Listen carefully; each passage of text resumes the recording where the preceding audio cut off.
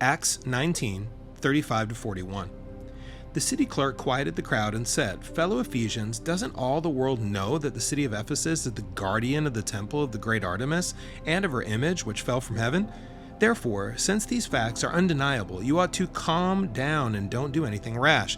You brought these men here, though they have neither robbed temples nor blasphemed our goddess. If then Demetrius and his fellow craftsmen have a grievance against anybody, the courts are open and there are proconsuls. They can press charges. If there's anything further you want to bring up, it must be settled in a legal assembly. As it is, we're in danger of being charged with rioting because of what happened today. In that case, we would not be able to account for this commotion, since there's no reason for it." After he had said this, he dismissed the assembly.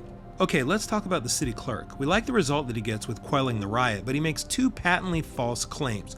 Number one, Artemis rules.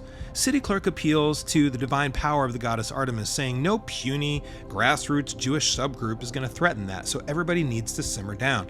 It's funny because in 2025, Jesus is still a household name, and most people have no idea who Artemis is. So while I'm grateful that the clerk settled the mob to buy the disciples more time, his statement was empirically false.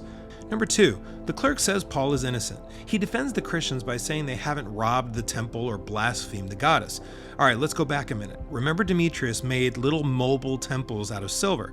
Paul is preaching that each soul is a mobile temple where the living God can dwell. In effect, Paul is disrupting the whole Ephesian temple paradigm, in essence, robbing them blind of the whole reason for their market in the first place. Also, Demetrius quotes Paul in Acts 19:26.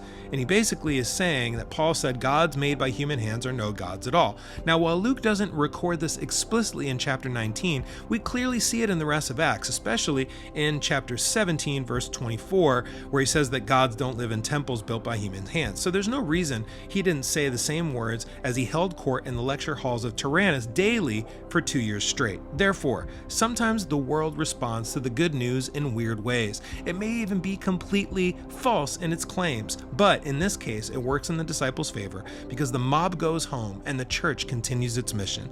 Sometimes it's best to overlook the offense and keep it moving.